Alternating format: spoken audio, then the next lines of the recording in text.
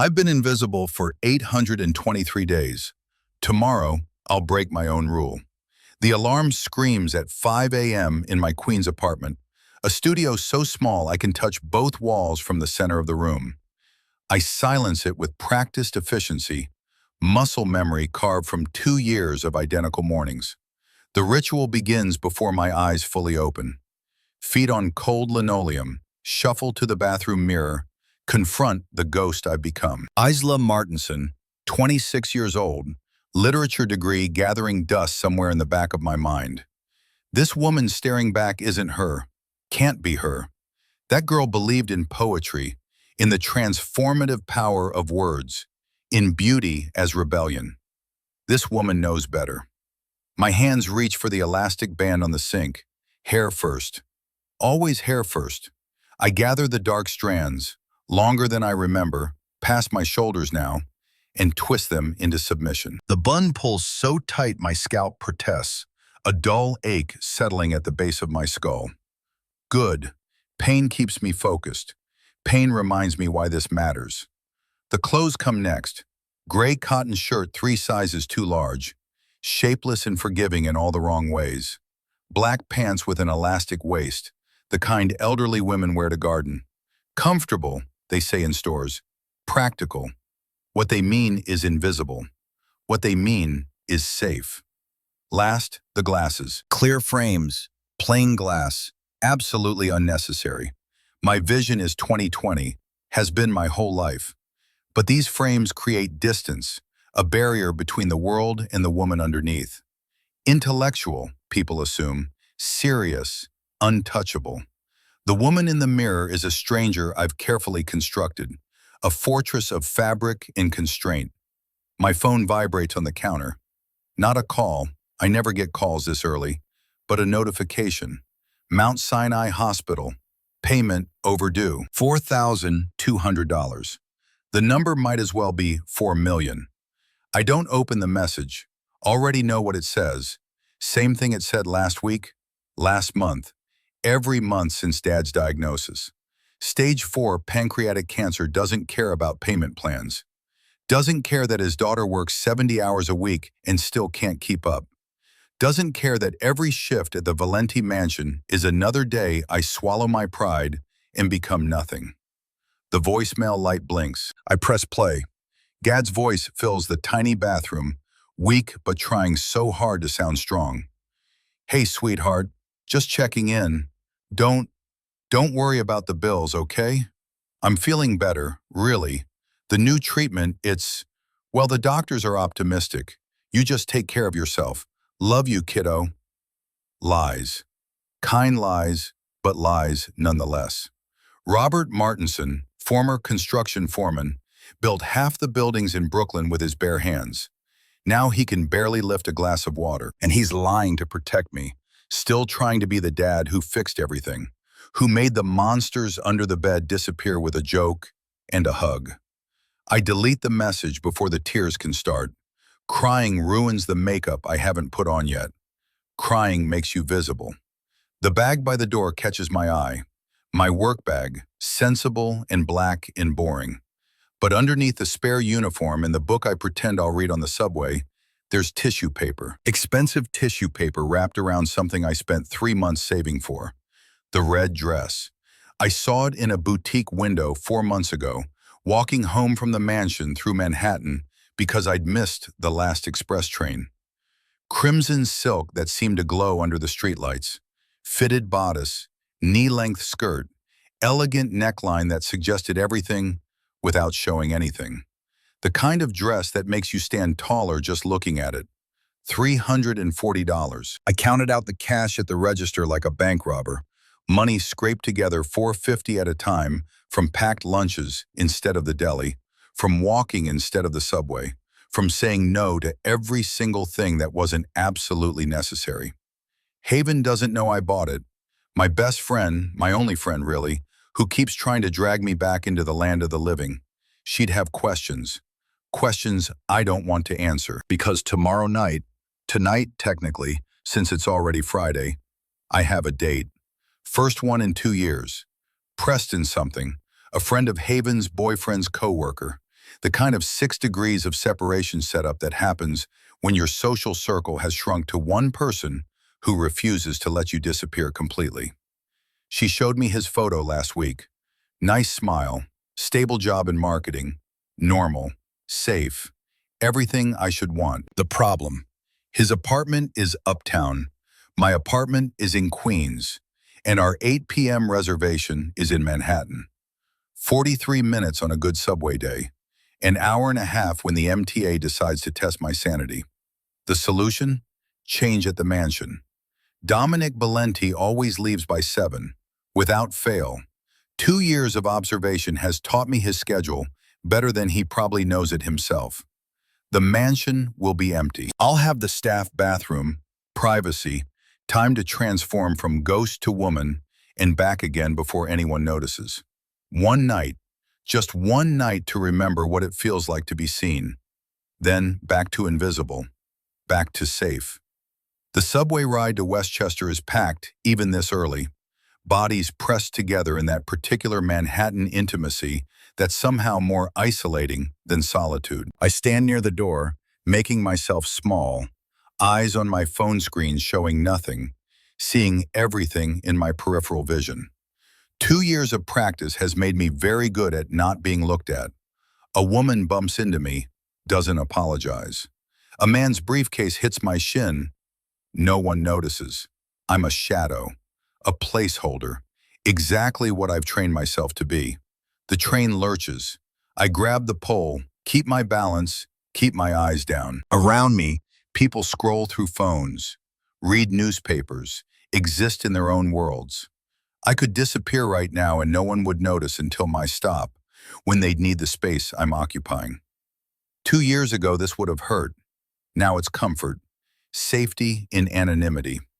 The Valenti estate sprawls across 3 acres of manicured perfection in Westchester County. Italian Renaissance architecture, all honey-colored stone and arched windows. The kind of old money that doesn't need to announce itself. 12 bedrooms I've cleaned, 8 bathrooms I've scrubbed. 1 library that still takes my breath away every time I dust the first editions he'll never read. I enter through the service entrance at exactly 6 a.m. Never 6:01, never 5:59. Punctuality is invisible. Punctuality is safe. The kitchen is dark when I arrive, but my hands know every switch, every surface. Lights first, then the coffee. He takes it black, no sugar, always in the same hand-thrown ceramic mug from some artisan in Brooklyn he probably doesn't remember commissioning. I measure the grounds with precision learned from trial and error. Too weak and he doesn't finish it. Too strong and he adds water himself. A small gesture of self-sufficiency that somehow feels like failure on my part. Stupid, caring about a man's coffee preferences when he doesn't even know my first name. Except he does now. Called me by it yesterday in the hallway, surprise bright in his storm gray eyes when he realized the woman in the red dress was his invisible housekeeper. The memory sends heat crawling up my neck. I press cold hands to my cheeks, willing the flush away. Can't afford to think about that now. Can't afford to think about how he looked at me. Really looked. For the first time in 823 days. The coffee maker gurgles to life. While it brews, I move through the rest of the morning choreography. Temperature check. He likes it cool. 68 degrees exactly. Music selection. Jazz this morning. Something mellow from the playlist he thinks materializes by magic. His Wall Street Journal on the island, ironed crisp because he once mentioned, offhand, that he preferred it that way. I know these things about him. Know he reads the business section first, sports last. Know he checks his phone exactly 3 times during breakfast. Know he leaves at 7:03, not 7, not 7:05, but 7:03 with the precision of a Swiss watch. Know he takes the stairs 2 at a time when he's stressed. Know he runs his left hand through his hair when he's thinking. Know the scar above his eyebrow came from a car accident when he was 16. I overheard Callum mention it once. 2 years of invisible observation. 2 years of learning a man who doesn't know I exist. 7:03 a.m. You Could Set Your Watch by Dominic Valenti.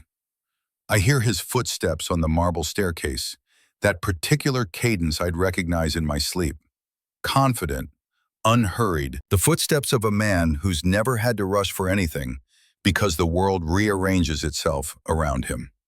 He rounds the corner into the kitchen and stops. My hands freeze on the coffee mug because this isn't the routine. The routine is, he walks in, I've already set the coffee on the island, he picks it up without looking, drinks half, checks his phone, says thanks in a voice that could mean anything or nothing, and leaves. But he's standing in the doorway, looking at me, really looking. The vest is charcoal today, perfectly tailored to shoulders that don't need the help. His hair is still damp from the shower, darker when wet, pushed back from a face that could sell magazines or launch ships, or whatever the modern equivalent is for beauty so sharp it almost hurts. The scar above his left eyebrow. I've always wondered about that scar. 2 years of wondering in silence. My heart hammers against my ribs. Stop it. Stop acting like a teenager. Good morning, Miss Martinson. The formality lands like a brick. Miss Martinson. Not you, or the help, or the usual absent acknowledgement. My full name, pronounced carefully, like he's testing the shape of it in his mouth. Good morning, Mr. Valenti. My voice comes out steady. Small miracle. He moves to the island but doesn't take the coffee. Instead, he leans against the marble, arms crossed, and I realize with creeping horror that he's trying to have a conversation. Here, now, when I'm supposed to be invisible. How long have you worked for me? The question catches me off guard. 2 years, 3 months, 2 years. He repeats it like the number surprises him. It shouldn't. I've been here, right here, every single day. And yesterday was the first time I really saw you. Heat floods my face. There it is. The acknowledgement we're both pretending doesn't make this excruciatingly awkward. I prefer it that way, sir. His eyebrows lift. Prefer being invisible? Prefer being safe. The words slip out before I can stop them. Too honest. Too revealing. I busy myself wiping down a counter that's already spotless. Anything to avoid his gaze. But he's persistent. Safe from what? From men like you, I don't say. From attention that turns into expectation, that turns into entitlement, that turns into hands on my shoulders, sliding lower, office doors locking, nowhere to run without losing everything. The last time I was visible at work, it didn't end well. Silence, heavy, and waiting. I risk a glance up and immediately wish I hadn't. His expression has gone cold in a way that makes the temperature drop. Who? One word, a demand disguised as a question. It doesn't matter. I left. I survived. It matters to me. And there's something in his voice now, something dark and almost gentle at the same time, that makes my stomach flip. This is dangerous territory. This conversation, this interest, this man who suddenly decided I exist. I set down the cloth, meet his eyes. Why? Because you work for me. Because you've worked for me for 2 years without me knowing the first real thing about you. Because... He pauses, runs a hand through his damp hair, messing it up in a way that shouldn't be attractive but absolutely is. Because I can't stop thinking about that red dress. The admission hangs in the air between us. My brain short circuits. Words. I should have words. I'm good with words. Spent 3 years studying literature, can quote Toni Morrison and Gabriel Garcia Marquez, can analyze metaphor and theme and the transformative power of narrative. But right now, nothing. He seems to realize he's crossed a line, straightens, reaches for the coffee finally. You have plans tonight. It's not a question, but I answer anyway. Yes. The date who didn't show yesterday. A different date. The words taste like glass. His jaw tightens. I watch the muscle jump, fascinated despite myself. Have a good evening, Miss Martinson. And he's gone. Out of the kitchen, coffee in hand, leaving me alone with a racing pulse and the growing certainty that I've just made everything infinitely more complicated.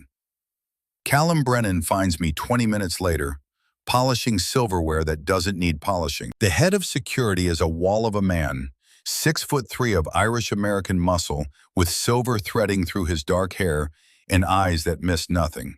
Former Army Ranger, lost his wife in a car accident 5 years ago and poured all that grief into protecting Dominic Valenti with the single-minded devotion of someone who needs a purpose or he'll fall apart. He leans against the doorframe, arms crossed, watching me work with an expression I can't quite read. "You broke him." I nearly dropped the fork. "What?" "The boss. You broke him." Callum's mouth twitches with something that might be amusement. "Watch the security footage from yesterday. You in that red dress. Him seeing you for the first time. Should have sold tickets." Mortification burns through me. "You watched?" "Part of the job. Making sure no one unauthorized is in the house." He holds up a hand before I can protest. "Don't worry. Deleted it after I confirmed you weren't a threat." Well, another almost smile. "Not a security threat, anyway." "I don't know what you're talking about." "Sure you don't." He pushes off the doorframe. "Word of advice? He's been alone in that big house for a long time. Good at being alone. Prefers it even. But you," Callum shakes his head, "you got under his skin. Don't know if that's good or bad yet. Just thought you should know." He leaves before I can formulate a response. The rest of the day passes in a haze of routine tasks that usually ground me, but today feel like torture. Dust the library, vacuum the carpets, change the sheets in the master bedroom, a task I normally rush through because being in his private space feels like trespassing. But today I find myself noticing things. The book on his nightstand, Dante's Inferno, in Italian, because of course. The photo on the dresser, old and faded. Dominic as a child, maybe 12, standing between a stern-looking man and a beautiful woman with sad eyes. His parents. I've never asked about them, never asked about anything. His closet, open a crack. Rows of suits in grays and blacks and navy blues. A single tie in burgundy red that he's never worn in all the time I've worked here. I close the closet door, step away from the intimacy of it. This isn't my life. These aren't my secrets to learn. But my traitorous brain keeps circling back to this morning. The way he looked at me, the way he said my name. The hours crawl. 1 p.m., 2 p.m., 3 p.m. Each task takes longer than it should because I can't focus. Can't stop replaying that conversation. Can't stop wondering what tonight will bring. 4 p.m., 5 p.m. The light through the windows shifts from bright to golden. Almost time. 6 p.m. arrives with agonizing slowness. I finish my tasks, double-check that everything is perfect, and make my way to the small staff bedroom off the kitchen. It's barely bigger than a closet, twin bed, attached bathroom, meant for overnight staff that Dominic doesn't employ because he values his privacy more than convenience. I lock the door, lean against it, allow myself one moment of pure panic. What am I doing? Preston Hale is probably a perfectly nice man, marketing manager, stable job, likes hiking and craft beer, and whatever else Haven told me that I immediately forgot because I was too busy spiraling about how to talk to a human being like a normal person. This is good. This is healthy. This is moving forward instead of staying trapped in the amber of 2-year-old trauma. I pull the red dress from my bag. It unfolds like liquid crimson in my hands, silk whispering promises of transformation. Be someone else. Be the woman you were before fear made you small. The shower is quick, hot water sluicing away the day's work and some of the tension. I dry off, moisturize, all the rituals I've neglected for so long. My skin is pale from living in shapeless clothes, but underneath, I'm still here, still me. The dress slides over my head, down my body like a caress. The zipper is in back. I have to contort to reach it, but finally Finally, it's on. I turn to the mirror and don't recognize myself. The woman staring back has dark hair falling in natural waves past her shoulders, drying into soft curls. She has green eyes lined with subtle mascara, lips touched with nude gloss, cheekbones highlighted with a dusting of blush. The dress fits like it was made for her, hugging a waist and hips that have been hidden for so long they feel like rediscovered countries. She's beautiful. I'm beautiful. The realization hits with the force of revelation. Somewhere underneath the gray cotton and the tight buns and the terror, I'm still here, still capable of this, still worthy of being seen. My phone buzzes. Haven, don't you dare cancel. Date in 90 minutes. I will hunt you down. I laugh, type back. On my way. 7:15. Dominic left at 7, like always. The mansion is empty except for the security guards at the gate, and they know me.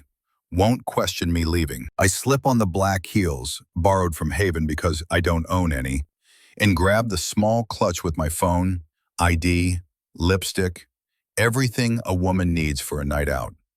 One last look in the mirror. The woman in red looks back. Strong, visible, determined. I can do this. I unlock the door and step into the hallway, heels clicking on marble in a sound I've never made in this house. Confident, announcing, here I am, see me. The front entrance is through the main foyer, past the grand staircase, and the chandelier that cost more than I'll make in 5 years. I've cleaned this path 1,000 times, but never walked it like this. Never walked it as someone who belongs. My reflection catches in the hall mirror.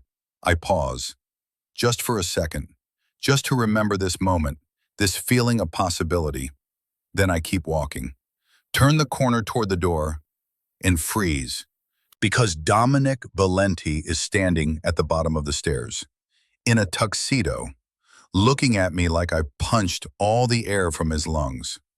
We stare at each other for what feels like hours, but is probably 3 seconds. My brain scrambles. He left. He always leaves at 7. Why is he here? The tuxedo answers the question. Event. He has an event. Changed plans. Came back to change. And now we're here, in this moment, and I can't breathe. He moves first. Crosses the distance between us with long strides that eat up the marble, and I should back up, should maintain professional distance, but my feet have forgotten how to move. He stops inches away, close enough that I smell his cologne, something woody and expensive and maddeningly familiar from 1,000 mornings of making his coffee. Close enough to see the flecks of darker gray in his eyes, like storm clouds gathering. You look... His voice comes out rough. He clears his throat, tries again. That dress. Heat floods through me. I was just leaving. Your date.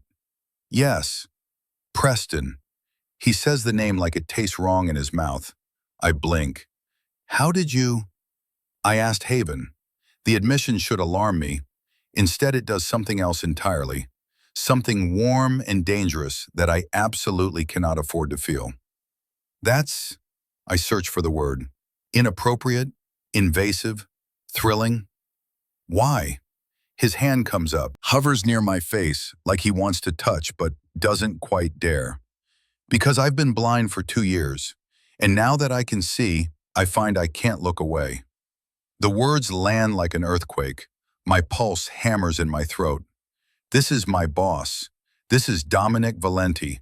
This is every terrible idea wrapped in 6 feet of tailored danger. I have to go. The words come out breathless, unconvincing. I know, but neither of us moves. His eyes drop to my lips. Back up. The air between us crackles with something I haven't felt in so long I'd forgotten the shape of it. Want.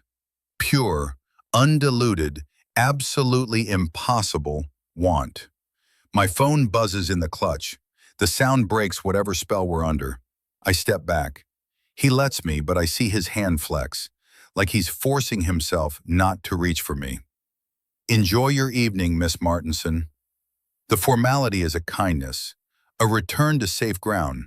I grab it like a lifeline. Thank you, Mr. Valenti. I walk past him, out the door, into the cool October night.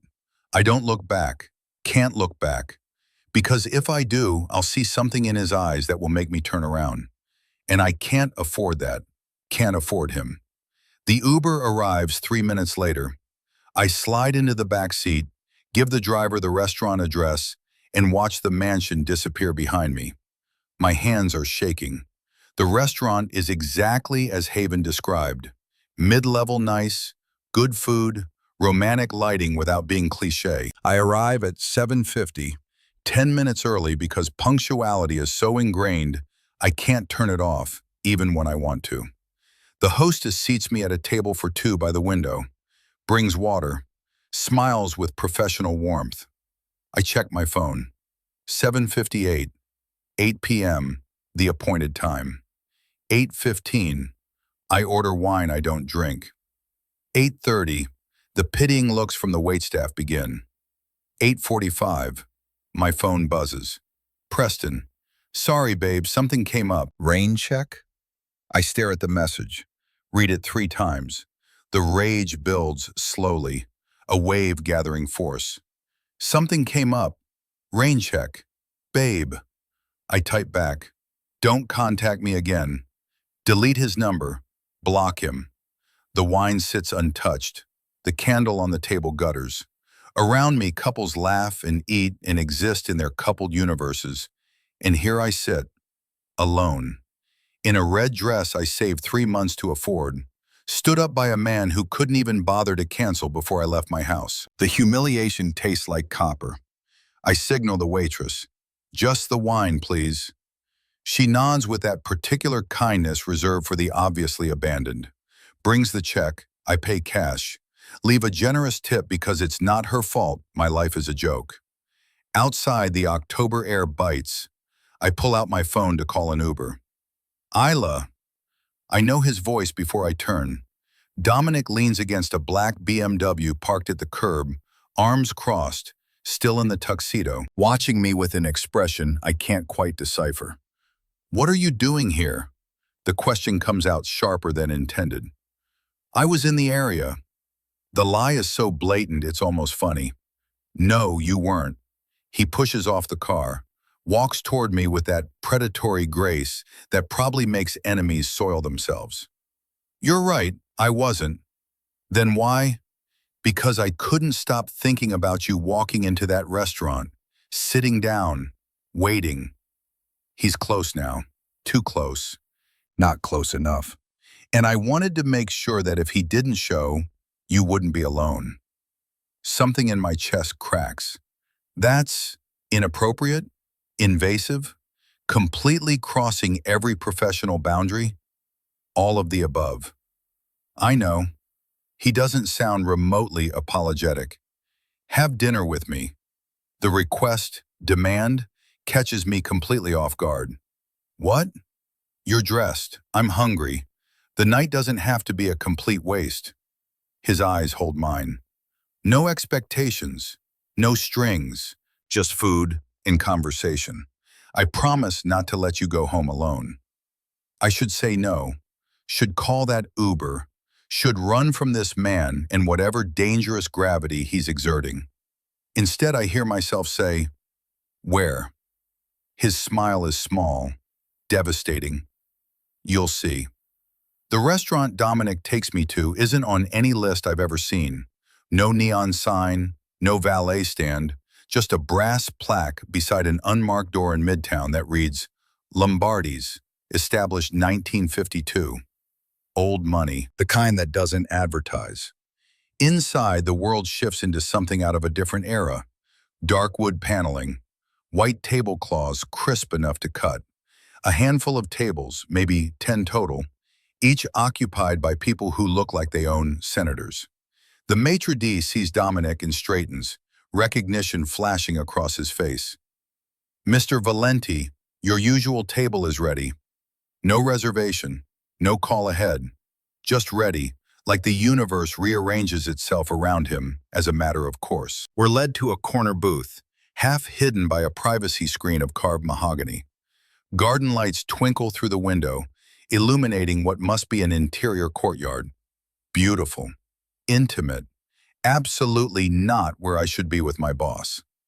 Dominic waits until I slide into the booth before sitting across from me. The table is small, our knees nearly touch underneath. I fold my hands in my lap to keep from fidgeting. You come here for meetings. It's not a question. His mouth quirks. Is that what I told you? It's what you're about to tell me. Perceptive. He leans back, studying me with an intensity that makes my skin prickle. I come here when I want to think without being interrupted. The owner is an old family friend, knows to keep people away from this table. The admission feels significant. This isn't a business dinner. This is personal space he's sharing. The sommelier appears with wine I didn't see Dominic order. Expensive, judging by the reverent way it's presented. Dominic tastes, nods, and the man pours for both of us before disappearing. I lift a glass. The wine is probably extraordinary, but honestly, I wouldn't know the difference between this and the $15 bottle Haven and I split on Friday nights. I sip anyway. It's smooth. That's about all I've got. Dominic watches me over the rim of his own glass. You don't have to pretend to like it. I'm not pretending. You are. Your nose wrinkled. Barely, but it did. Heat crawls up my neck. I'm more of a beer person. Good to know. He signals the sommelier, who materializes like a genie. Do you have Brooklyn Lager? The man's eyebrows lift fractionally. I'll check the kitchen, sir. 2 minutes later, I have a beer. Dominic has that small smile again, the one that transforms his face from austere to almost boyish. Thank you. The words feel inadequate. You're welcome, Isla. My name in his mouth does things to my nervous system that should probably concern me. I take a long pull of beer to cover my reaction. How long have you worked for me? He's already asked this question once, this morning in the kitchen, but something in his tone suggests he's approaching from a different angle now. 2 years, 3 months. And in that time, I never once had a real conversation with you. I preferred it that way. So you said. He sets down his wine, leans forward, elbows on the table, hands clasped. Why? The question is simple. The answer isn't. I could deflect, change the subject, maintain the walls. But sitting here in this red dress, with a man who tracked me down to make sure I wasn't alone, the walls feel flimsy, pointless. My last job ended badly. The words taste like rust. The senior partner decided my professional demeanor was an invitation, that my smile meant interest, that his position gave him certain rights. Dominic's expression doesn't change, but something behind his eyes goes Arctic. Name. It doesn't matter. It matters to me. Why? The question bursts out sharper than intended. Why does any of this matter to you? 24 hours ago, you didn't know I existed. Now you're, what, playing White Knight? He flinches. Barely, but I catch it. I'm not playing anything. His voice is quiet, controlled in a way that suggests the opposite underneath. And you're wrong. I did know you existed. I knew someone made perfect coffee every morning.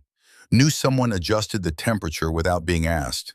Knew someone changed the music when I was stressed. I just never... He stops, runs a hand through his hair, destroying the careful styling. I never connected those actions to a person. To you. That's on me. The admission lands between us, heavy with something that feels like regret. Invisible was safer, I offer. Not quite an absolution. Safer from what? Men who think kindness is consent. Men who think no isn't a complete sentence. Men who... I cut myself off. Too much. Too far. But Dominic's jaw has gone tight. He hurt you. He scared me. The distinction matters. He made me feel like my body wasn't mine, like being visible meant being available. So I stopped being visible. Silence stretches. Our food arrives. I didn't notice us ordering, but there's pasta in front of me, some kind of carbonara that smells like heaven. Dominic has the same. We don't touch it. I can make him go away. His voice is flat, final. The voice of a man who's made people disappear before. No. Isla. I handled it. NDA. Settlement. I walked away. It's done. Is it? He tilts his head. Because from where I'm sitting, he won. He made you afraid of being seen. Made you hide. He gets to keep his job, his reputation, his life, and you get to be invisible. The truth of it stings. I pick up my fork, twirl pasta I don't want to eat. That's how the world works. Rich, powerful men don't face consequences. They do if I get involved. The casual certainty in his tone should probably alarm me. Instead, it does something else entirely. Something warm and dangerous that pools low in my stomach. I meet his eyes. I don't need you to fight my battles. I know you don't. You're perfectly capable of fighting them yourself. But maybe you don't have to fight alone anymore. The offer hangs in the air. Behind it, implications I'm not ready to examine. I change the subject. Tell me about your family. His expression shudders. Not much to tell. The photo in your bedroom, you, your parents, you looked about 12. You notice that. I notice everything about, I catch myself, too honest. About the house, it's my job. He doesn't call me on the slip, mercy, maybe. That was the last photo taken before my mother left. I was 12. She couldn't handle my father's business, the violence, the danger, so she left. And your father? Died when I was 23, heart attack. Very anticlimactic for a man who survived 3 assassination attempts. No emotion in his voice, just facts delivered with clinical precision. He built the Valenti Empire from nothing, made sure I understood the cost of that empire before he died, the isolation, the constant threat, the impossibility of trust. Understanding clicks into place. That's why you're alone. Alone is safe, he echoes my earlier words back at me. Or it was, until yesterday. My heart does something acrobatic and inadvisable. Dominic, you wore a red dress and walked past me in the hallway, and I realized I'd been sleepwalking through my life for years, just going through motions, building wealth I don't need, maintaining power I don't want, existing in this perfectly controlled vacuum. He leans forward. And then I saw you, really saw you. And for the first time in longer than I can remember, I wanted something. What? The word barely makes it out. To know you, to hear you laugh, to understand why you hide when you should be impossible not to see. I can't breathe. The restaurant has contracted to just this booth, this table, this man looking at me like I'm the answer to a question he forgot he was asking. This is a terrible idea. My voice shakes. Probably. You're my boss. I'm aware.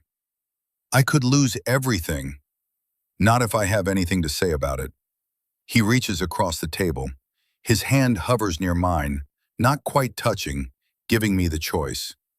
One dinner, no expectations, no strings, just 2 people who've been invisible in different ways, trying to figure out what it means to be seen. I should pull away, should remember every reason this is dangerous, should protect myself the way I've learned to protect myself. Instead, I turn my hand over, palm up, an offering. His fingers thread through mine, warm, solid, inevitable. We eat with our free hands, a logistical challenge neither of us seems willing to solve by letting go. The pasta is perfect. The conversation flows easier now, skating across safer topics. He asks about my literature degree. I ask about his restaurants. We find common ground in unexpected places, both only children, both lost mothers to different forms of abandonment, both built fortresses around ourselves and called it strength. Why literature? He asked between bites. Because words have power. I pause, considering. They can make you invisible or make you seen, can cage you or set you free. I wanted to understand that power. And now I use it to disappear. The admission tastes bitter. Ironic, isn't it? Not ironic, tragic. His thumb traces circles on the back of my hand. You should be writing, creating, not cleaning my house. Writing doesn't pay medical bills. No, he agrees quietly. It doesn't. We fall into comfortable silence. I watch him across the table, this man I've observed for 2 years without ever really knowing. The way he tilts his head when he's thinking, the small scar above his eyebrow, the way his eyes soften when he looks at me, like I'm something precious he's afraid to break. What do you see? He asks suddenly. What? When you look at me, what do you see? The question catches me off guard. I could lie, could say something safe, but sitting here, hand in his, the truth feels easier. Someone who's lonely, someone who's built walls so high he forgot what it's like outside them. Someone who's powerful and dangerous and utterly alone. I pause. Someone who deserves to be seen, too. His breath catches. For a moment, he doesn't speak, just looks at me like I've said something profound instead of obvious. No one's ever... He stops, starts again. Most people see the power, the money, the name. They don't see past it. I've been watching you for 2 years. I see past it. What else do you see? You read Dante in Italian because English translations don't capture the rhythm. You take your coffee black because your father did. You leave at 7:03 because being predictable means being prepared. You run your hand through your hair when you're stressed. You hate ties but wear them anyway because image matters in your world. I take a breath. You're kind to people who work for you, even when you don't notice them. You tip generously. You donated anonymously to the Children's Hospital last year. I saw the thank you letter on your desk. He's staring at me now, something like wonder in his eyes. You really do see everything. It's what invisible people do. We watch, we notice, we remember. I'm sorry. The apology surprises me. For what? For not seeing you sooner. For making you feel invisible in the first place. You didn't make me invisible. I chose that, for safety. And now, his hand tightens on mine. Do you still feel safe being invisible? I think about the red dress, about tonight, about this man who tracked me down to make sure I wasn't alone. No, I admit. Now I think maybe invisible is just another kind of cage. Dessert arrives. Tiramisu. We share, forks meeting in the middle of the plate, and when I steal a bit of his portion, he laughs. Actually laughs. The sound is rich and unguarded, and I want to collect it like a souvenir. Can I ask you something? His thumb traces circles on the back of my hand. Casual intimacy that shouldn't be as devastating as it is. You've been asking things all night. This one's different. He pauses, considers. Why tomorrow? Why wait 2 years and then suddenly decide to be visible tomorrow? Haven, my best friend's relentless campaign to drag me back into life. Preston's photo and his nice smile and the promise of normal. The red dress waiting in my closet like a talisman. Because I was tired of surviving. I wanted to live. Simple truth, complicated aftermath. And the date was part of that. Yes. He's an idiot. Matter of fact, no heat, just observation. I laugh, surprising myself. You don't even know him. I know he stood you up. That's sufficient evidence of idiocy. The waiter brings the check. Dominic pays without looking at the total, leaves cash that's probably more than I make in a week. We stand, still holding hands, and I realize I don't want this night to end. Don't want to go back to my apartment alone, back to invisible, back to safe. I should get home. The words feel like surrender. I'll drive you. You don't have to. I know. His hand finds the small of my back as we navigate toward the exit. I want to. The BMW is parked around the corner. He opens the passenger door, waits until I'm settled before closing it with a soft click. The interior smells like leather and his cologne. Intimate space. His space. I'm suddenly hyper-aware of every inch of my skin. He slides into the driver's seat, starts the engine. Where to? I give him my address in Queens. He doesn't comment on the neighborhood, doesn't react to the distance, just programs the GPS and pulls into traffic. Manhattan at night is a different creature. Neon and noise and people living their lives in fast forward. Dominic drives with the same confidence he does everything. One hand on the wheel, the other occasionally reaching over to rest on my knee. Casual, possessive. I should probably object. I don't. Tell me about your father. His voice breaks the comfortable silence. He's dying. Blunt. Pancreatic cancer, stage 4. The doctors say 6 months, maybe a year if the treatment works. It won't work. I'm sorry. Me too. I stare out the window, watching the city blur past. He was a construction foreman, built half of Brooklyn with his bare hands. Now he can't lift a coffee cup without shaking. And he's lying about feeling better to spare me the truth. Like I don't know. Like I can't see it eating him alive. Dominic's hand tightens on my knee. You're paying his medical bills. Someone has to. That's why you work 70-hour weeks. Why you take every shift I offer. Heat prickles behind my eyes. I refuse to let it become tears. I do what I have to do. You're remarkable. The compliment lands wrong. I pull away from his hand. I'm not remarkable. I'm desperate. There's a difference. I disagree. He glances at me, expression serious. Remarkable isn't about circumstances. It's about what you do with them. You could have crumbled. Instead, you survived. You're still surviving. Barely. Still counts. We cross the bridge into Queens. The neighborhood shifts from Manhattan polish to lived-in reality. Bodegas and laundromats in buildings that have seen better decades. This is my world. So far from his, it might as well be a different planet. He parks in front of my building, kills the engine, turns to face me fully. Thank you. I mean it. For tonight, for seeing me, for not letting me be alone. Isla.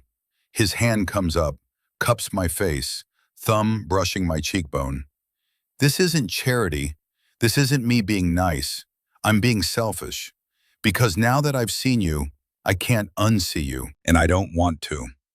The air between us crackles. His eyes drop to my lips, back up, question clear in the tilt of his head. I could say no, could preserve the professional boundary, could be smart and careful and safe. Instead, I lean forward. He meets me halfway. The kiss is soft at first, testing. His lips barely brush mine, giving me every opportunity to pull back. I don't. My hand finds his shirt collar, fingers curling into the fabric, pulling him closer. The kiss deepens. His other hand slides into my hair, angling my head, and I open for him. He tastes like wine and tiramisu, and something that's just him. Addictive, dangerous, perfect. His tongue traces my bottom lip and I gasp, opening further. The kiss turns hungry, desperate. 2 years of loneliness and longing poured into this moment. His hand tightens in my hair. My fingers dig into his shoulders. When we finally separate, both breathless, foreheads touching, he whispers against my lips. I've wanted to do that since I saw you in the hallway. It's a terrible idea, but I'm smiling. The best ones usually are. He pulls back enough to see my face. Have breakfast with me tomorrow. Dominic, just breakfast, coffee and conversation. 7 a.m. before work. Please. The please does it. This man who commands and expects and takes, saying please like my answer actually matters. Okay. His smile could power the city. Okay. I get out of the car before I can do something stupid like invite him up. He waits until I'm inside the building, watching through the windshield before driving away. I climb the 3 flights to my apartment on legs that don't quite feel steady. Inside, I lean against the door, slide down to sit on the floor, still wearing the red dress, and let myself feel everything I've been holding back. Fear, excitement, desire, hope, dangerous hope. My phone buzzes. Haven. Well? I type back. It's complicated. Her response is immediate. Good complicated or bad complicated? I stare at the screen. Think about Dominic's hands in my hair, his lips on mine, the way he looked at me like I was the only real thing in the world. I don't know yet. Sleep doesn't come easy. I lie in bed, replaying the night in fragmented loops. His voice, his touch, the way he said my name like it mattered. At some point, exhaustion wins. I drift off, still smiling. The alarm screams at 5 a.m. Muscle memory has me upright before my brain fully engages. Then it all crashes back. Breakfast, 7 a.m. Dominic. Panic sets in. I shower faster than should be possible. Throw on jeans and a sweater that actually fits. Leave my hair down. Minimal makeup. This is breakfast, not a date. Breakfast with my boss, who I kissed last night, who I'm seeing in less than 2 hours. The subway is packed even this early. I stand near the doors, mind racing through every possible disaster scenario. He'll regret last night. He'll be cold and professional. He'll fire me for crossing a line. My phone buzzes. Dominic. Still on for breakfast? My thumbs hover over the keyboard. This is my out. I could cancel, could preserve plausible deniability, could go back to invisible. Instead, yes, where? The mansion, I'll cook. The offer is so unexpected I almost laugh. Dominic Valenti, Mafia Prince, cooking breakfast. Right, you cook? Occasionally, when properly motivated. Heat floods through me. I type back, see you at 7. The mansion looks different in early morning light. Less imposing, almost welcoming. I let myself in through the front entrance, not the service door, a change that feels symbolic, and follow the smell of coffee to the kitchen. Dominic stands at the stove, still in pajama pants and a t-shirt, hair mussed like he just woke up. Barefoot, domestic, absolutely devastating.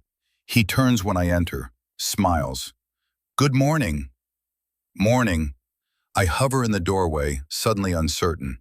What's the protocol here? We kissed last night. Now we're, what, dating? Still boss and employee? Somewhere in the confusing middle?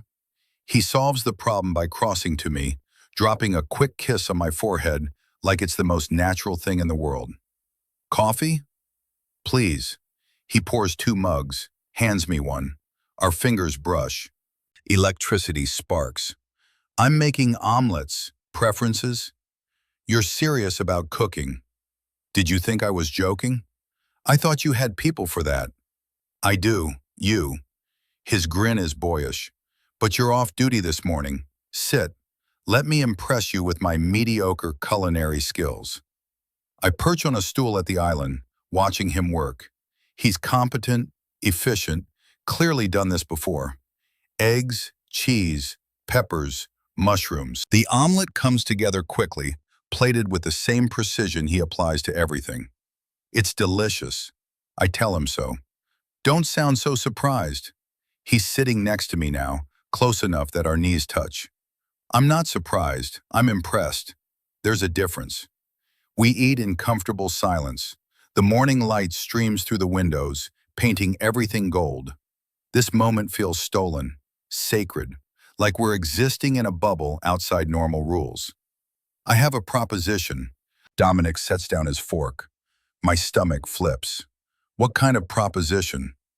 The kind where I take you to dinner again and again, where we see if this, he gestures between us, is something worth exploring.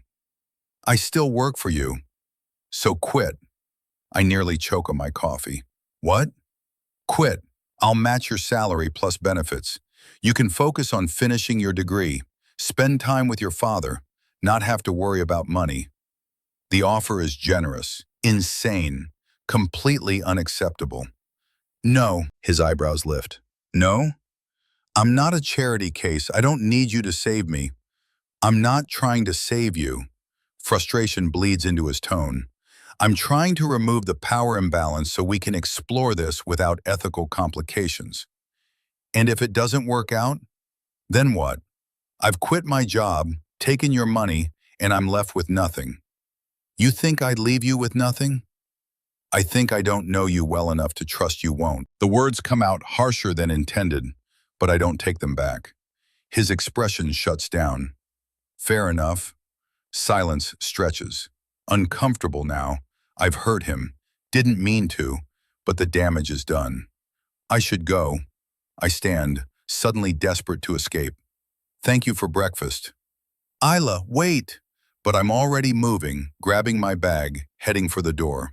He follows, catches my wrist gently. I'm sorry. His voice is quiet. I pushed too hard. I didn't mean to make you feel like you couldn't trust me. I turn to face him, see genuine regret in his eyes. I need this job, Dominic. Need the independence it gives me. If I take your money, if I let you pay my way, then I become dependent, and dependent is dangerous. Even if the person you're depending on would never hurt you, especially then. Because hope is the most dangerous thing of all. He releases my wrist, steps back. Okay, keep the job. We'll figure out the rest as we go. You're okay with that? With the complication? I'm okay with anything that keeps you in my life. The declaration steals my breath. This man, this impossible, dangerous, wonderful man. One rule. My voice is steadier than I feel. At work, we're professional. You're Mr. Valenti. I'm your employee, no exceptions. And outside of work? Outside of work, we'll figure it out. He nods, slowly. I can work with that. Relief floods through me. Okay then. Okay. He moves closer, hands frame my face. Can I kiss you goodbye? Or is that against the rules? We're not at work yet. I rise on tiptoes. So no, not against the rules. His kiss is slower this time, deeper, a promise of more. When we separate, I'm dizzy. See you Monday, Mr. Valenti. Formal, professional. See you Monday, Miss Martinson. His eyes dance with amusement. And tomorrow night, dinner, my place, 7 p.m. That's not a date outside of work, perfectly within the rules. I can't argue with his logic. Don't want to, honestly. 7 p.m. I agree. His smile is worth every complication ahead. 3 months. That's how long it takes for the impossible to become routine. 3 months of weekday mornings where I'm Miss Martinson and he's Mr. Valenti, maintaining perfect professional distance while I dust his library and he conducts business from the office. 3 months of stolen evenings where I'm Isla and he's Dom, and we cook together in his massive kitchen, or watch old movies in his screening room, or talk until dawn about everything and nothing. 3 months of carefully compartmentalized existence. It's working, mostly. The cracks started showing 2 weeks ago. I'm in the upstairs hallway, changing sheets in one of the guest bedrooms, a task that's meditative, routine, safe, when I hear voices from Dominic's office. The door is ajar. I should walk past, should maintain the boundary we've established. Instead, I pause. Can't keep doing this. Callum's voice, tight with frustration. You're distracted. Missed the Chicago meeting. Forgot about the shipment clearance. This isn't like you. I'll handle it. Dominic's tone brooks no argument. You're not handling it. You're... Pause. Heavy silence. It's her, isn't it? My stomach clenches. I should move. Should not be listening to this. That's not your concern. It is when it affects the business, when it makes you vulnerable. Callum's words cut clean. She's a civilian, Dom. She doesn't understand this world. What happens when Constantine finds out? When he decides she's leverage? The name lands like ice water. Silas Constantine. The rival I've heard mentioned in hushed tones, never directly. The threat Dominic doesn't discuss. He won't find out. But there's uncertainty underneath, rare for Dominic, telling, you can't protect her if you won't acknowledge the danger. I've heard enough, more than enough. I move away silently, the guest bedroom forgotten, and lock myself in the staff bathroom until my hands stop shaking. That evening, Dominic picks me up at 7 sharp. We're supposed to go to dinner, some new French place in Soho he's been wanting to try. Instead, I climb into the BMW, and the words tumble out before I can stop them. Who's Silas Constantine? His expression shudders. Where did you hear that name? Does it matter? Yes. Clipped, cold. The voice he uses when negotiating deals I'm not supposed to know about. I heard Callum. This afternoon, you left your office door open. He's quiet for a long moment, hands white-knuckled on the steering wheel. Finally, he's a problem I'm handling. Is he dangerous? Isla, is he dangerous to you? To me? My voice rises despite my best efforts. Because Callum seems to think I'm a target now, that being with you makes me vulnerable. You're not a target. Firm. Absolute. I won't let you become one. That's not an answer. He pulls the car over. We're on a side street in Brooklyn. Brownstones on either side, streetlights casting everything in amber. He turns to face me fully. Silas Constantine runs territory in the Bronx. Has for 10 years. He wants to expand. Specifically, he wants the Brooklyn docks. Measured. Clinical. We've been at an impasse for 6 months. No violence, just territorial posturing. And if he finds out about me? He won't. But if he does? Dominic's jaw tightens. Then I make a choice. You or the docks. And Isla, it will always be you. The declaration steals my breath. You give up territory? I'd give up everything. His hand finds mine. The docks, the businesses, all of it. You're not negotiable. My throat tightens. This man, this impossible man who's offering to dismantle his empire for me. I don't want you to sacrifice. It's not sacrifice if I'm choosing what matters. He cuts me off gently. And you matter more than any territory ever could. We sit in silence, hands intertwined, the weight of his declaration settling around us. I'm scared. The admission cost me. I know. But I'm not running. His smile breaks through.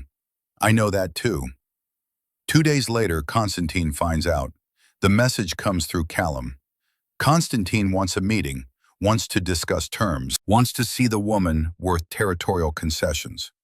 Dominic refuses initially. Absolutely not. Too dangerous, too unpredictable. But Constantine is patient, persistent. He sends another message. Meet or assume hostile intent. The choice becomes binary. Negotiate or war. I'll do it, I tell Dominic that night, in his study, surrounded by leather and old books and the trappings of power. I'll meet him. No. Yes, I move closer. Because you said it yourself, I'm not negotiable. So let's make that clear. To him, to everyone. Isla, I'm not fragile. I'm not helpless. I survived Gregory Hartwick. I can survive one dinner with Silas Constantine. The name makes him flinch. Gregory Hartwick, the ghost that haunts me. Dominic dealt with that particular ghost last month. I didn't ask for details. Didn't need them. Just knew that Gregory Hartwick resigned from his firm, left New York, and the NDA became worthless when he violated it himself. Proven through evidence I didn't want to examine too closely. Dominic never mentioned it. Just handed me a folder one evening. Settlement voided. Reputation destroyed. Justice. Mafia style. I burned the folder without reading past the first page. Now, looking at the man who delivered that justice, I see the same determination in his eyes. If we do this, his voice is careful, controlled. We do it my way. My security, my terms. You're never alone with him, not for a second. Agreed. The meeting is set for Friday, 5 days away. 5 days of preparation, of Dominic briefing me on Constantine, of Callum running security protocols, of Haven trying to talk me out of it. You don't have to do this. She said it a dozen times. I know. Then why? Because love means showing up, even when it's terrifying. Friday arrives with agonizing slowness. The restaurant is in Brighton Beach, Constantine's territory, his home advantage. Dominic doesn't like it but doesn't argue. Compromise. I wear black, professional armor. Hair down, a concession to Dominic, who loves it loose. Minimal jewelry except for the necklace he gave me last week. A small diamond on a platinum chain.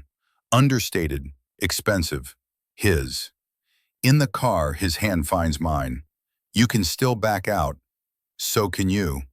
Not anymore. He brings my knuckles to his lips. The moment I saw you in that red dress, backing out stopped being an option. Constantine is waiting when we arrive. Mid-50s, silver threading his dark hair, eyes that have seen too much and forgotten nothing. He stands when we approach, old world manners. Mr. Valenti, and you must be Isla. His English carries traces of Brighton Beach, Russian roots showing through American polish. Mr. Constantine, I keep my voice steady, offer my hand. He takes it. Firm grip, assessing. Please, sit. The first 20 minutes are theater. Ordering, discussing neutral topics. He asks about my work, my life, my interests. I answer carefully, truthfully, but incompletely. Then, you are very beautiful. I understand now why Dominic is willing to risk so much. I'm not a risk. Ice in my voice. I'm a person. Silence, heavy, dangerous. Then Constantine laughs. She has teeth. Good. I respect teeth. The rest of dinner passes in negotiation. Territory, profit splits, boundaries. I stay quiet, let them work. This is their world. As we're leaving, Constantine stops me. A word. Dominic tenses. That wasn't 30 seconds, here, public, with you watching. Reasonable. Non-negotiable. Dominic steps back, 5 feet, close enough to intervene. Constantine leans in, voice low. My daughter was like you once. Saw good in monsters, it destroyed her. I'm sorry. Be smart. This life takes everything eventually. The question is whether you'll have anything left. Thank you for the advice. I meet his eyes. But I've already chosen. Then survive it. He releases my arm, steps back. Dominic, take care of her, or our agreement is void. In the car, Dominic's hands shake. What did he say? That loving you will cost me everything. And I told him I'd already chosen. I take his hand, because I have. He kisses my knuckles, doesn't speak, doesn't need to. The resolution comes faster than expected. Constantine takes the deal. Partnership, profit sharing, territorial peace. In exchange, I'm untouchable, protected by agreement and mutual interest. It should feel like victory. Instead, it feels like postponement, like we're holding our breath, waiting for the other shoe to drop. It doesn't. Weeks pass, then months. I start classes at NYU. Night program, slow but steady progress toward the degree I abandoned. Dominic pays the tuition. I'm paying him back through a formal loan agreement Callum drew up. Pride satisfied. Debt acknowledged. My father's health stabilizes. A new treatment, experimental, funded by a donor who wishes to remain anonymous. I know who. Don't ask, just accept the gift. Robert Martinson gets 6 more months, then a year, then remission, impossible and precious. Dominic transitions slowly out of the family business, legitimate operations only. Callum takes over the rest, the parts that can't be legitimized. The violence, the necessary evil. We don't talk about it, don't need to. Life settles into a rhythm. Weekdays at the mansion, weekends together. Movie nights and late dinners and slow Sunday mornings. We're building something real and lasting and entirely ours. Haven notices first. You're different. We're having coffee in her apartment, a rare Saturday afternoon when Dominic has business and I have freedom. Different how? Happy. Happy, not surviving happy, living happy. She sets down her mug. It's him, isn't it? The boss. I can't help the smile. Yeah, it's him. Tell me everything. So I do. The red dress, the first dinner, 3 months of secrets and stolen moments, the Constantine meeting, all of it. When I finish, Haven is quiet for a long moment. Then, you love him. Not a question, a statement. Yes, simple truth. Does he know? I think so. We haven't said the words yet, but I trail off. It's there, between us, in everything we do. Then tell him, life's too short for unsaid words. She's right. I know she's right. That night, Dominic picks me up from Havens. We're supposed to go to dinner, but instead I direct him to Brooklyn Bridge Park. We walk along the waterfront, Manhattan glittering across the river, and I try to find the courage Haven insisted I have. I love you. The words tumble out without preamble. Dominic stops walking, turns to face me, eyes wide. What? I love you. Steadier now, sure. I've been trying to find the perfect moment to say it, but Haven pointed out that any moment with you is perfect. So I'm saying it now. I love you, Dominic Valenti. I love your terrible coffee habits and your Dante obsession and the way you try to take care of everyone while pretending you don't care. I love that you see me, really see me, and I love that you let me see you too. He's staring at me like I've given him the sun and moon and stars. His voice breaks. He clears his throat, tries again. I've loved you since the red dress. Maybe before. Maybe from the first perfect cup of coffee you made, even though I didn't know it was you making it. He steps closer, hands framing my face.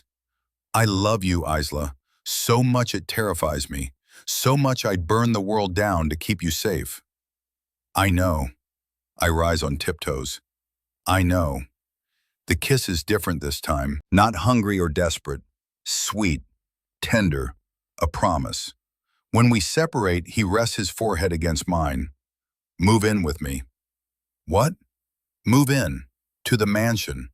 Or we can get a place together. Brooklyn, since you love it. Whatever you want. He pauses. I'm tired of saying goodbye at your door. Tired of stolen hours. I want mornings and evenings and everything in between. My heart hammers. That's a big step. I know. We've only been together 3 months. I know that too. His thumb brushes my cheekbone. But I also know I want forever with you. And I'd rather start building that forever now than waste time being cautious. Forever. The word hangs between us, heavy with promise. Okay? Okay? Okay, I laugh. Let's get a place in Brooklyn, together. Equal partners. His smile could light the city. Equal partners. We find an apartment in Park Slope 2 weeks later. 2 bedrooms, hardwood floors, a kitchen big enough to cook in, a library nook that makes me cry. It's perfect. Moving day is chaos. Haven and Callum somehow end up in the same room and spend the entire time bickering. My father comes, looks healthier than he has in years, and gives Dominic the father-to-boyfriend talk that makes both of them uncomfortable. By evening, we're surrounded by boxes and exhausted and deliriously happy.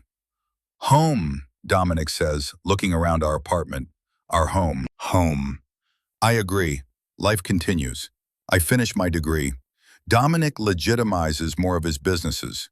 We host dinners and go to gallery openings and build a life that's wonderfully, beautifully normal. 12 months after the red dress, Dominic takes me back to that first restaurant. Same table, same corner booth, same garden lights twinkling outside. But different. Everything different.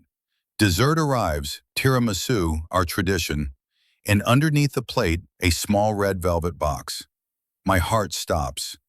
He slides out of the booth, kneels on the restaurant floor, oblivious to stares, focused only on me. Isla Martinson, his voice shakes. Rare, precious. You wore a red dress and walked into my life when I'd forgotten how to live. You chose me despite every reason not to. You stood beside me when standing was terrifying. You made me believe that love is stronger than fear, that being seen is worth the risk, that two people from different worlds can build something real. He opens the box. The ring inside is perfect. Simple, platinum band, single diamond, elegant without being ostentatious. So completely us, it hurts. Marry me. Be my wife. Let me spend the rest of my life proving that choosing me was the best decision you ever made. Tears blur my vision. I nod, can't speak, just nod frantically. I need words, love. Yes, it comes out choked. Yes, Dominic, yes. He slides the ring on. Perfect fit. Stands, pulls me into his arms, kisses me like we're the only people in the world. Around us, applause. I'd forgotten we have an audience. We don't care. 6 months later, we marry in the Brooklyn Botanical Garden. Small ceremony, 50 people. Haven as my maid of honor, Callum as his best man. My father walks me down the aisle, healthy enough to do it without assistance. A miracle I don't question. I wear red. Of course I wear red. Custom gown, crimson silk, the color that started everything. Dominic cries when he sees me. Doesn't hide it, just lets the tears fall. Our vows are simple, true. I promise to see you, every day, in every way, for the rest of my life. I promise to be seen, to be brave, to choose you every day, even when it's hard, especially then. We kiss. We're pronounced husband and wife. We walk back down the aisle together toward a future that once seemed impossible. The reception is joy, dancing, laughter. My father dances with me, whispers, "You chose well, sweetheart." I know, Dad. Haven catches the bouquet, screams. Callum looks terrified. We laugh until we cry. As the night winds down, Dominic pulls me aside. We stand in the garden, away from the music, surrounded by spring blooms and string lights. Happy? He asks. Deliriously. Any regrets? Not one. I touch his face. You? Only that I wasted 2 years not seeing you. We have the rest of our lives to make up for it. The rest of our lives. He repeats it like a vow. I like the sound of that.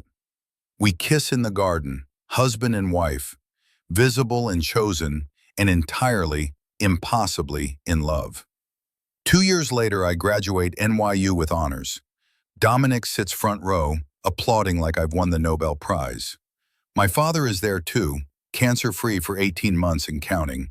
Haven screams my name embarrassingly loud. I accept my diploma, take the photo, realize something. I'm happy. Not surviving, not existing, living, fully, visibly, visibly. That night in the home we bought in Park Slope, Brooklyn, always Brooklyn, the neighborhood where we both found our way, I tell Dominic I'm pregnant. He freezes. What? 8 weeks. I found out yesterday. Wanted to wait until after graduation to tell you. He crosses the kitchen in 3 strides, lifts me, spins me, sets me down gently like I'm made of glass. We're having a baby. We're having a baby, I confirm.